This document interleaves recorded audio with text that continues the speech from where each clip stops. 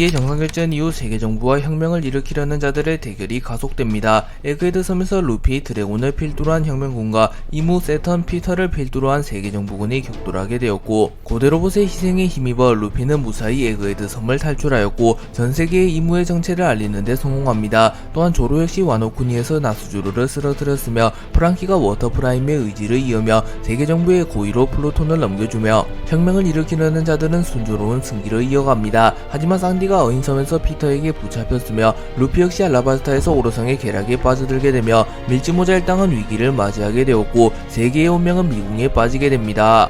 머큐리는 알라바스타에서 루피와 마주하게 되었고 신의 기사단 타이톤이 공간 열매 능력을 활용하며 루피와 함께 무형의 공간 속으로 이동합니다. 그리고 이 공간은 외부에서 보았을 땐 인지되지 않으며 견문색 패기가 강한 극소수의 인물만이 존재를 알 수 있을 만큼 비밀스러운 공간입니다. 다만 내부의 공간은 무한하기에 전투를 펼치기에는 안성맞춤이며 오로성은 이곳을 루피의 무덤으로 삼으며 자신들에게 대항하는 자들의 구심점을 제거하려 합니다.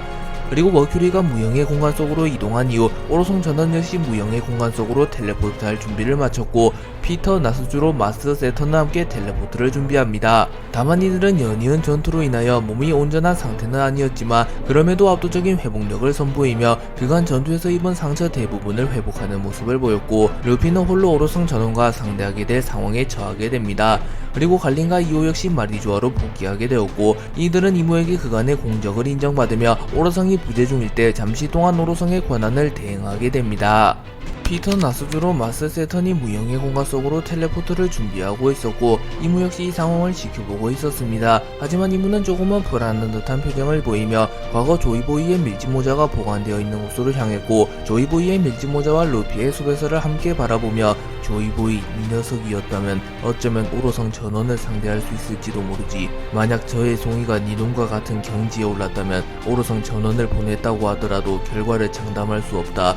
하지만 저들 역시 900년간 기량이 상승한 상태, 전성기 시절의 잔해가 강림한다고 하더라도 저들 전원을 홀로 상대할 수는 없을 테다. 그래 니놈의 의지를 이은 저 녀석 역시 결국 운명의 굴레를 벗어나지 못하며 죽게 되는 거다 라고 말하며 오로성을 신뢰하는 모습을 보입니다. 다만 이문은 루피의 수배설을 찢어버리며 허나 DA족은 언제나 변수를 만들어냈다. 끈질긴 생명력과 타고난 운, 또한 그 대비보의 존재 라고 중얼거리며 DA족은 늘 변수를 만들어냈으며 루피는 카미테키를 가진 인물이기도 하기에 오로성 전원이 상대하더라도 루피를 제거하는 것을 확신할 수 없다고 생각하며 우려를 표합니다.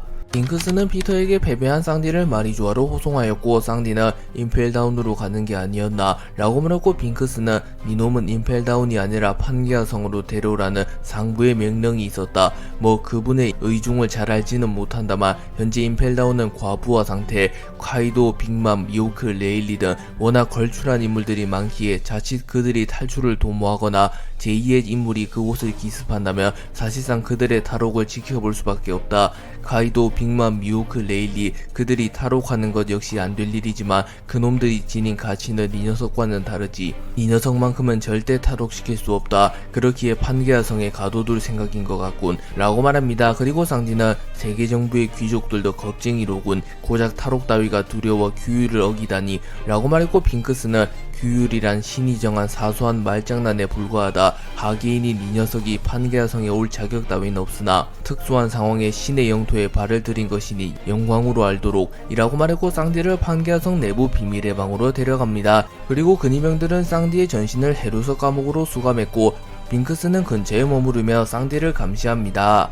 머큐리가 오로성 전원을 호출하였으나 오로성이 텔레포트하는 데까지는 약 10분의 시간이 필요하였고 루피와 어큐리의 1대1 대결이 시작됩니다. 그리고 어큐리는 타이톤이 쓰러지게 된다면 무형의 공간이 파괴될지도 모르기에 타이톤에게는 최대한 멀리 떨어지라는 명령을 내렸고 타이톤은 곧바로 멀리 도망치기 시작합니다. 하지만 그 순간 루피는 니시시시 도망치는 거냐, 순순히 놓칠 순 없겠는걸 이라고 말한 뒤 기어 피퍼스를 사용하여 순식간에 타이톤에게 접근하려 합니다. 하지만 그 순간 머큐리가 루피가 자신의 머리에 무장색 패기를 뚫은 이후 루피를 향해 돌진하였고 루피를 그대로 들이박으며 루피가 타이톤을 추격하는 것을 막아섭니다. 그리고 루피는 당황하는 표정을 보이며 저 자식 멧돼지 주제에 굉장히 재빠르잖아 라고 말하고 워큐리는 동요하지 않으며 찰나의 순간 공격의 궤도를 틀며 충격을 최소화한 건가.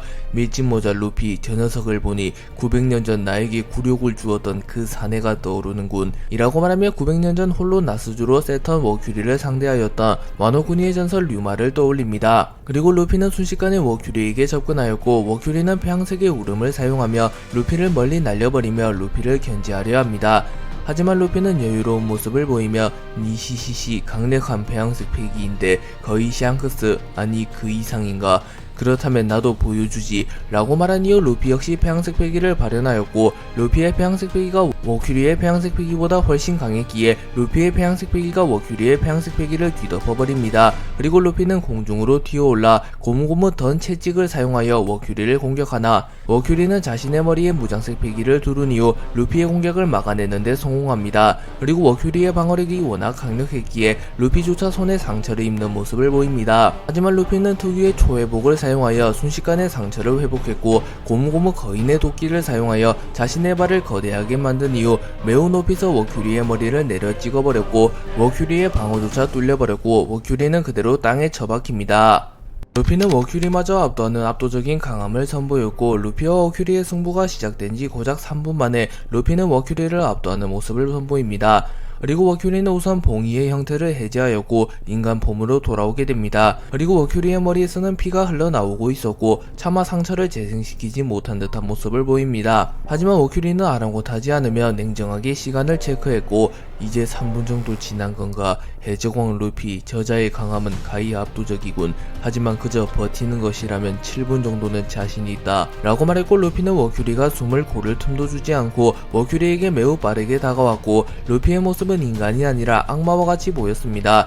그리고 워큐리는 흠칫하며 잠시 틈을 허용하게 되었고 루피는 고무고무 원신의 총을 사용하여 워큐리의 복부를 타격하였고 워큐리는 치명상을 입으며 멀리 날아갑니다. 하지만 워큐리는 곧바로 무장색 패기를 활용하며 자신의 상처를 재생시키는 데 성공했고 이후 사람 열매 모델 사탄의 능력을 사용하였고 동시에 폐양색 패기를 발현하였고 워큐리는 거대한 사탄의 형태를 띠게 됩니다. 그리고 워큐리는 사탄의 저주를 사용하며 루피의 움직임을 잠시 묶어둔 이후 루피를 공격하려 하나 루피는 압도적인 무장색 패기를 선보이며 워큐리의 공격을 무효화시키는 데 성공하였고 루피는 견문색 패기를 사용하며 워큐리의 위치를 정확히 읽어낸 이후 양팔을 사용하여 워큐리를 붙잡는 데 성공합니다. 그리고 루피는 고무고무 줄넘기를 사용하여 사탄으로 변한 워큐리를 가지고 줄넘기를 하는 기상천외한 모습을 선보였고 루피는 즐겁다는 듯이 웃음을 짓습니다. 그리고 워큐리는 엄청난 굴욕감을 느끼며 밀짚모자 라고 소리칩니다. 하지만 루피는 아랑곳하지 않으며 워큐리를 곧바로 땅에 던져버립니다.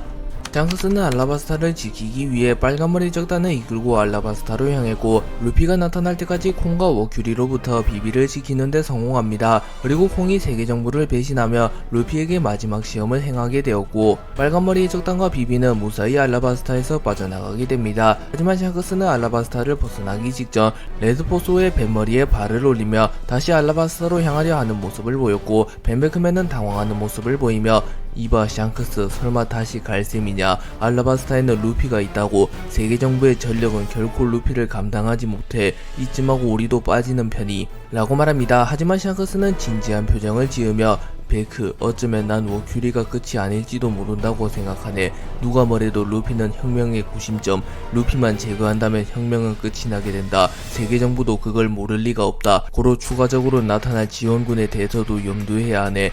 또한 아직은 콩 전군 총수를 완전히 신뢰할 수도 없고 베크 내가 없는 동안 빨간머리 적단을 잘 이끌어주길 바라네. 너희들까지 모두 위험에 빠뜨리고 싶진 않아. 이건 선장 명령이다. 전원 알라바스타를 무사히 빠져나가라 라고 소리친 이후 곧바로 알라바스타로 날아갑니다. 그리고 벤베크맨은 담배를 피며 정말이지 못 말리는 선장이라니까. 그간 단 한 번도 선장으로서 내리는 명령은 없었건만 샹크스 설마 죽음까지 각오한 건가? 나 역시 지원군의 개입은 염두에 두었다. 하지만 현실적으로 루피를 꺾을 만한 존재는 그 녀석밖에 없다. 그 녀석이 직접 모습을 드러내지는 않을 터 이번만큼은 불안한 예상이 틀렸으면 좋겠군 이라고 말합니다. 한편 샹크스는 알라바스타로 날아가며 견문색 패기를 통하여 기이한 기운을 느끼게 되었고 무언가 무형의 공간이 존재하며 루피와 오큐리가 그곳에서 사투를 벌이고 있을지도 모른다고 생각합니다. 그리고 샹크스는 엘레지아에서 격돌했던 토트무지카를 떠올리며 가상 공간인가? 그렇지 않고서야 별들이 충돌하는데 섬이 이리 멀쩡할 리 없지.